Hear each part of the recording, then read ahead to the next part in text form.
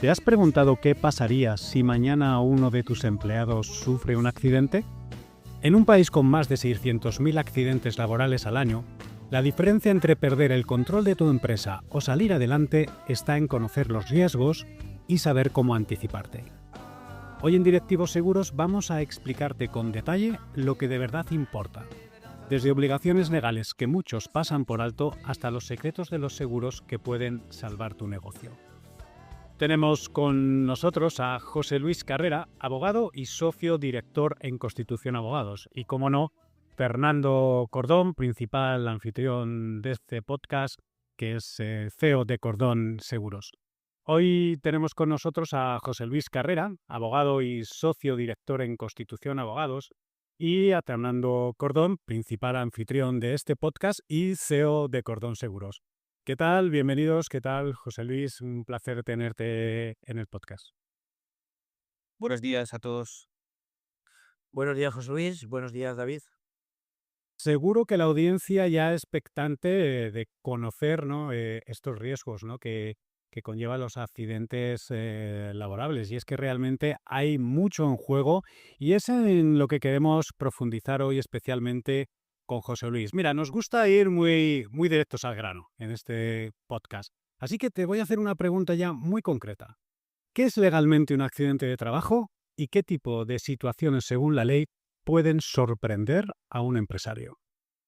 Bueno, un accidente de trabajo es toda lesión que sufre un trabajador con ocasión o como consecuencia del trabajo que ejecuta por cuenta ajena.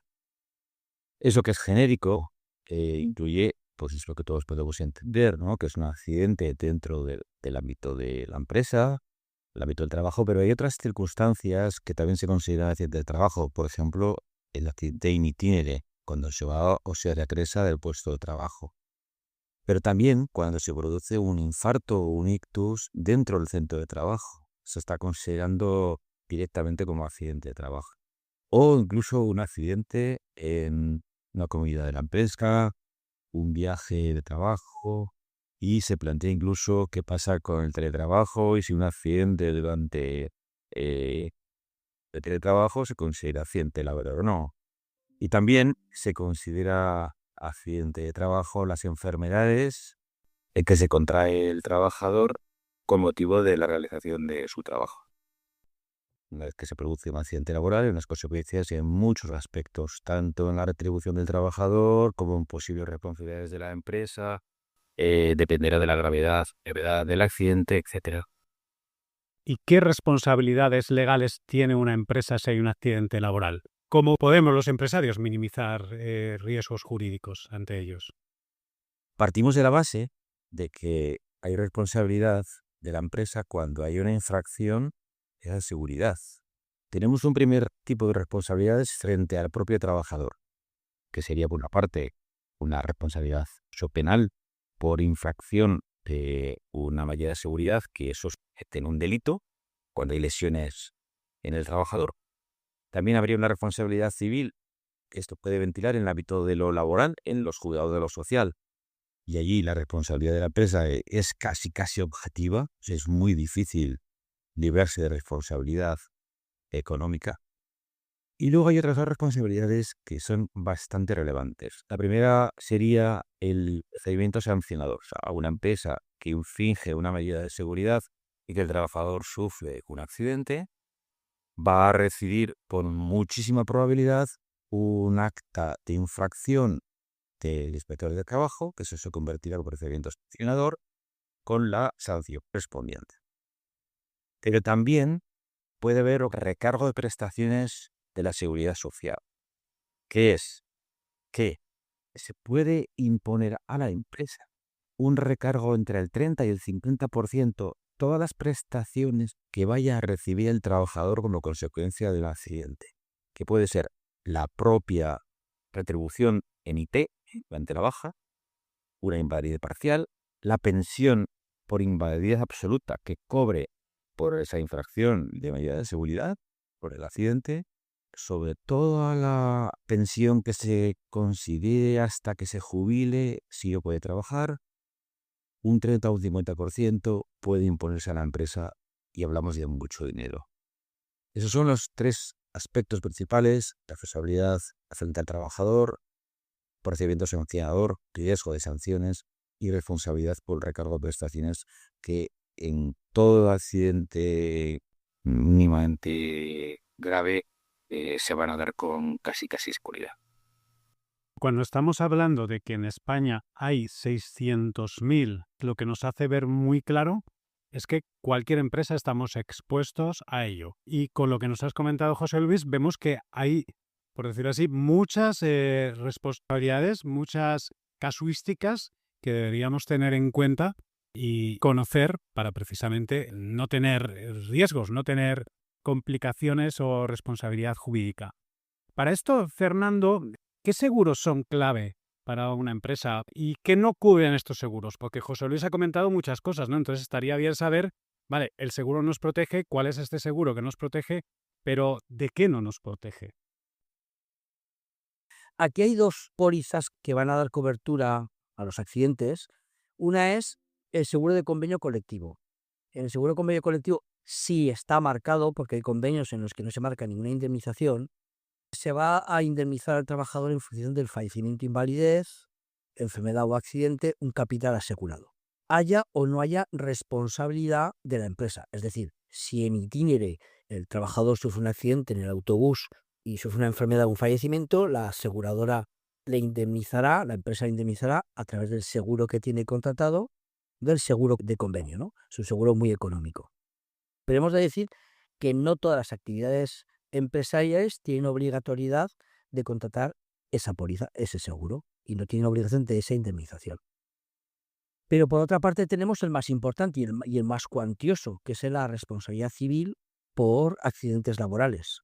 Y tendríamos el seguro de responsabilidad civil patronal, que se llama en el ámbito de las pólizas, o la responsabilidad civil de trabajo, la principal, por entendernos, por la suma asegurada y la imposición de costes que podemos tener, es cuando se deriva de la empresa una responsabilidad en el propio accidente.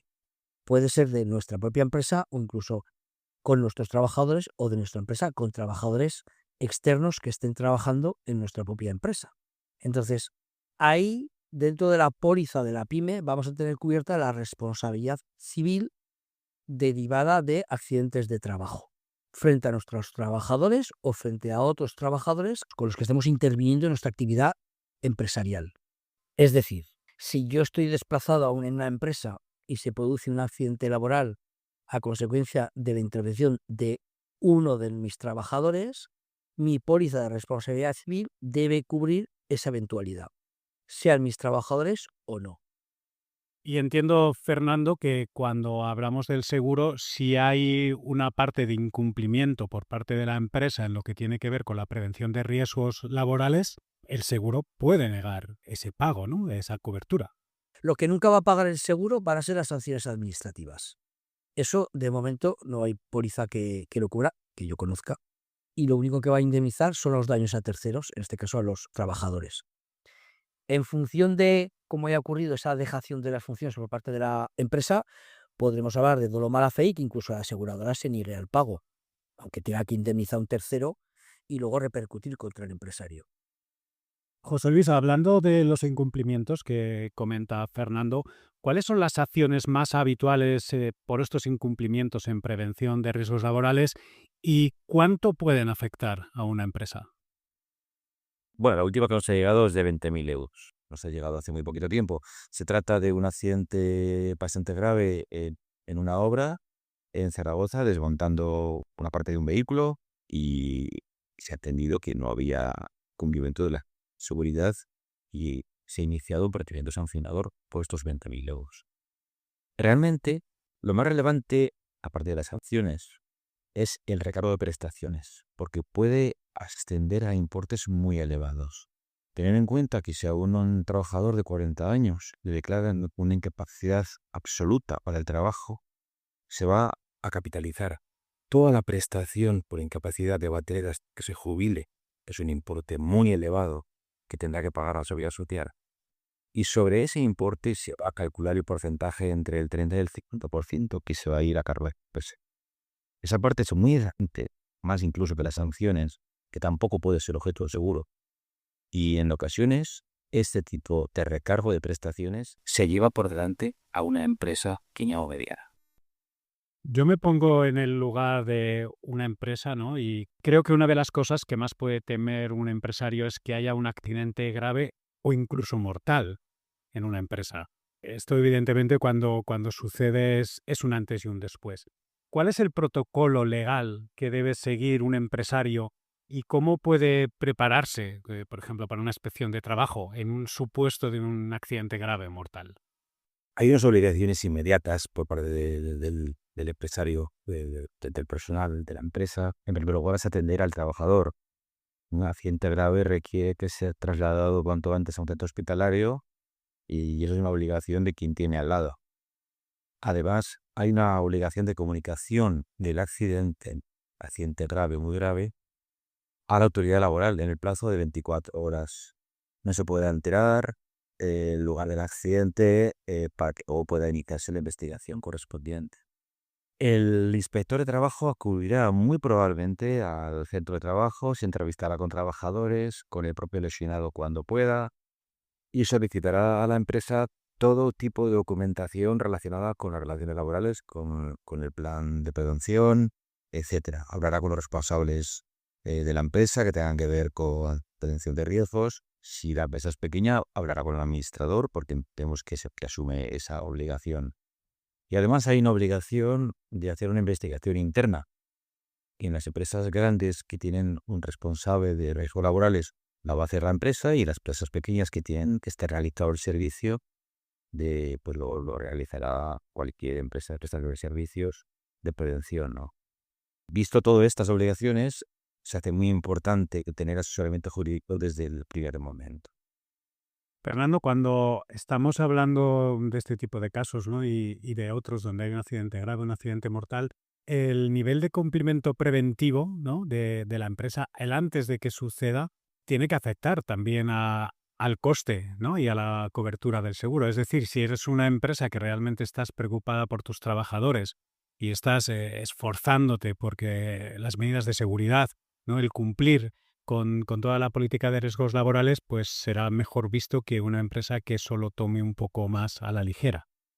Bueno, en la práctica, en la mayoría de las empresas hay una inspección de riesgo que pasan las empresas y en esa inspección de riesgo la entidad aseguradora, el perito que acude, va a inspeccionar si se cumple la normativa antiincendios y de normativa de todo tipo, ¿no? Pero claro, eso no ocurre en las empresas pequeñas o en ciertos riesgos, entonces puede pasar desapercibido. Y también es verdad que esto es como cuando viene la sola, que el piso lo tienes que tener perfecto, pues sabe lo que me dirá, y cuando viene el inspector de la compañía no puedes tener todo bien, pero luego ser un poco dejado y ubicar en localizaciones que no deben de estar elementos que incrementen el riesgo. Las aseguradoras, evidentemente, en general van a aplicar una prima, un precio, en función del cumplimiento normativo, que debe ser al 100%. De hecho, si se pudiera delimitar que no ha habido ese cumplimiento normativo, la aseguradora podría, como hemos dicho antes, intentar evitar el pago, desde luego, o repercutirlo contra la propia aseguradora. Al fin y al cabo, las propias compañías lo que ven en esa visualización del riesgo va a ser la actitud de la compañía, de la empresa, en esa prevención de riesgos. Y evidentemente, si no la cumplen o hay una dejadez muy importante, no va a contratar el riesgo, se va a negar a ofertar. Así que cómo estemos tomándonos y cómo estemos poniendo en práctica la política de prevención de riesgos laborales afecta incluso al seguro, ¿no? Es a tomar muy en cuenta. Oye, y en cuanto a esas obligaciones, José Luis, ¿cuáles son las más importantes, las que uno debería de cumplir sí o sí? Hay una ley de referencia que todas las empresas conocen y deberían de conocer, que impone un sistema integrado de gestión preventiva de los riesgos. Obliga a disponer de un plan de prevención de riesgos laborales, que es un documento que describe cómo la empresa integra esa prevención, cómo evalúa el riesgo, cómo previene en cada puesto de trabajo, con medidas individuales, medidas colectivas, que debe prevenirse, cómo planifica esa actividad preventiva. En segundo lugar, hay una formación e información a los trabajadores, que es una obligación individual y cada trabajador debe recibir formación adecuada a su puesto de trabajo Esto a veces se concibe en las empresas como una carga. Efectivamente es una carga, pero es una carga que es necesaria. Y cuando vamos a entornos que son mucho más propensos, ¿no?, a lo que tiene que ver con un accidente laboral, obras o actividades con empresas subcontratadas, ¿qué debe hacer una empresa para evitar responsabilidad legal compartida y esos problemas, ¿no?, a veces de coordinación, ¿no?, sobre todo con las subcontratas? Has tocado un tema muy importante porque cuando colaboran varias empresas o una empresa entra a otro centro de trabajo que no es el suyo, una subcontrata o un servicio que se presta, montaje, desmontaje, reparación, por ejemplo, se requiere una coordinación entre las dos empresas. Esto significa que la empresa titular del centro tiene que poner a disposición de la empresa que va a prestar el servicio de la información necesaria para que los trabajadores puedan realizar su trabajo. Debe haber un control, normalmente hay un control de accesos, qué personas entran a cada sitio, y a veces hay varios niveles de empresas que entran a trabajar. Pensemos, por ejemplo, en una obra, en una nave. Ahora se lleva mucho la instalación de paneles eléctricos, de paneles fotovoltaicos. Pues si una empresa va a colocar paneles fotovoltaicos, muchas veces llevará una subcontratista que hace una parte de montaje. O sea, la empresa primera es la dueña de la empresa, entra una primera empresa principal y entra una segunda empresa secundaria. Todos ellos tienen obligaciones sobre los clientes que se produzcan, especialmente la contratista principal y la contratista, la segunda contratista. Tienen que tener una comunicación importante y además responden solidariamente en caso de que haya una infracción. Se tiene que haber demostrado todo el mundo que ha cumplido su parte de la colaboración empresarial para que se pudiera librar de responsabilidad. Y además, cuando llega el inspector de trabajo y empieza a proponer sanciones a las empresas, pues normalmente le propone sanciones a las dos, a la contratista donde trabajaba el empleado, el trabajador que tenía un accidente, y a la contratista principal que normalmente tiene que hacer una vigilancia de ese cumplimiento de los riesgos laborales. Especialmente en el sector de la construcción hay una ley específica de subcontratación y hay que recoger en un libro de subcontratistas todas las personas que entran en la obra, empresas de identificación individual, y tiene que haber un coordinador de seguridad, entre otras cuestiones. Fernanda, a este respecto, ¿qué errores suelen cometer las empresas, ¿no?, a la hora de asegurar su riesgo, ¿no?, sobre todo cuando trabajas con empresas subcontratadas? ¿Y qué solución recomendarías para evitarlos? Hay muchos errores que se cometen. Uno, el principal, es cuando contrata la póliza el límite de indemnización por víctima, que está aceptando límites por 150.000 euros. A mí particularmente 300.000 euros por víctima también me parece muy bajo y nos tendríamos que ir a límites de 600.000 euros. Sé que hay muchas aseguradoras que se resisten a dar esos límites, pero para mí sería un capital mínimo para cualquier entidad, ¿eh? Desde luego 300.000 es básico y como mínimo 600.000. Una vez que tú has cumplido con el criterio de tener una buena póliza, con una responsabilidad civil elevada de 1.200.000 euros, por ejemplo, o más, y un capital por víctima de 600.000 o 300.000, pero es un criterio que tienes que seguir tú, es un riesgo tuyo como empresario, es no exigir a las empresas, como dice José Luis, que van a trabajar contigo, que van a estar contigo, copia de la póliza y del recibo pagado para ver que efectivamente tienen ese seguro contratado y la prima pagada. Y no hacer una revisión habitual. Lo hacen las grandes empresas, pero la pequeña y mediana empresa no lo realiza. Y para mí sería básico que eso se hiciera, ¿eh? Y estamos hablando de que en tu empresa puede entrar, no entra nunca nadie, bueno, pues entra la empresa de limpiezas que tendrá subcontratada para hacer esa limpieza. Y no sabe si tiene el seguro contratado de responsabilidad civil. Y lo digo con conocimiento de causa porque no hace mucho tiempo en una comunidad la empresa de limpiezas no tenía ningún tipo de seguro, ninguno. Y hubo un accidente laboral, no muy importante, pero bueno, que ya puso los pelos de punta, en este caso a la propia comunidad. Esos serían los riesgos más habituales, los errores más habituales que se pueden producir. Y estos errores que comenta Fernando, José Luis, llevados, digamos, a la práctica legal, ¿qué podría suponer a una empresa? Pues supondría tener que asumir mucho dinero. Por ejemplo, el límite de las indemnizaciones por víctima es especialmente importante. porque si tenemos 300.000 por víctima y el subcontratista tiene otros 300.000 por víctima y declaran responsables a las dos empresas, ya tenemos 600.000, que parece mucho. Pero cuando las lesiones empiezan a ser graves de verdad, con 1 millón no tenemos bastante. Significa que toda esa diferencia la tendrá que pagar la empresa. Vaya, está claro que es algo para tener muy, muy en cuenta, ¿no? Nadie quiere, lógicamente, que surja ningún accidente de este tipo, pero si surge, con las cifras que has dado, según para qué tipo de empresa, podría incluso suponer el no poder continuar con la actividad. Hay un error muy común y es que entiendes que tu riesgo, tu negocio, no es muy peligroso y que puedes hacer poco daño, ¿no? O poco daño a terceros. Y hay una mala educación aseguradora en la que las personas dicen, bueno, ¿para qué voy a contratar 300.000 euros o 150 o 150.000? Tienes en pólizas de alguna aseguradora que el límite en el responsabilidad civil patronal la tienen 75.000 euros. Es que es ridículo, ¿no? Ocurre mucho en multirriesgos de comunidades de alguna compañía de color rojo. Entonces, te pueden subir a 150.000. Pero es que el riesgo no está en tu propia actividad, porque en función de esa actividad vas a pagar más o menos. El riesgo está en el propio accidente que puede ocurrir y en las consecuencias económicas, como dice José Luis, que pueden ser brutales y nefastas. Me da igual que seas una oficina, un despacho en la correduría de seguros, en el que alguien subiéndose una escalera cae mal y en esa caída se produce una invalidez, o en una fábrica. El hecho es el mismo, la invalidez, y la indemnización va a ser la misma. Por lo tanto, a tener en cuenta y, como siempre nos recomiendas, Fernando, ¿no? El revisar anualmente nuestras pólizas, si ha habido cambios en lo que es la estructura de nuestra empresa, en los riesgos, porque podemos encontrarnos con una sorpresa en un momento dado que ni siquiera los abogados como José Luis quizás puedan llegar a solucionar. ¿Te has visto en algún caso, José Luis, en el que quizás, no por negligencia en el sentido de saberlo, sino por desconocimiento, una empresa se ha metido en graves y serios problemas?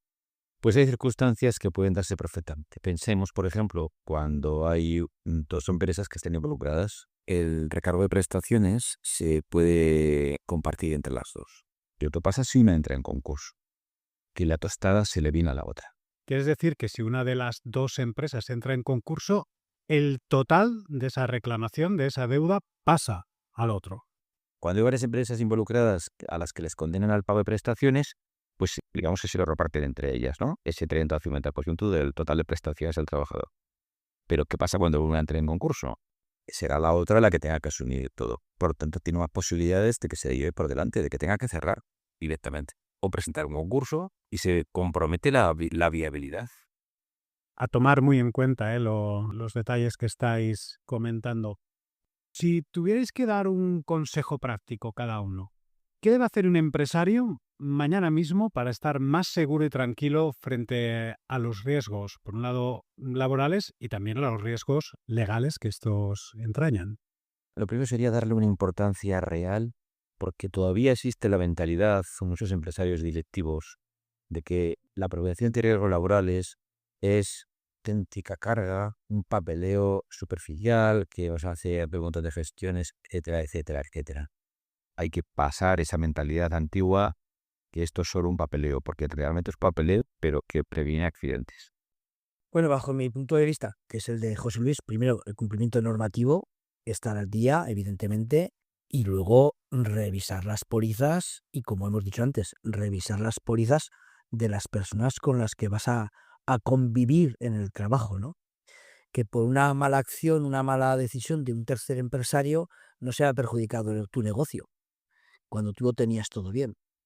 Y sobre todo, que la suma asegurada, el capital asegurado por responsabilidad civil, sea mucho mayor. Las diferencias de prima de precio son muy pequeñas y merece la pena estar muy bien asegurado y con los capitales asegurados por víctima con mayor capacidad. A lo mejor tienes que contratar una póliza aparte, no solamente la del multirriesgo industrial o de tu comercio, tienes que contratar una póliza aparte, pero va a ser a la larga mucho más económica. Oye, total, es un gasto más que te va a servir para deducirte el impuesto de sociedades.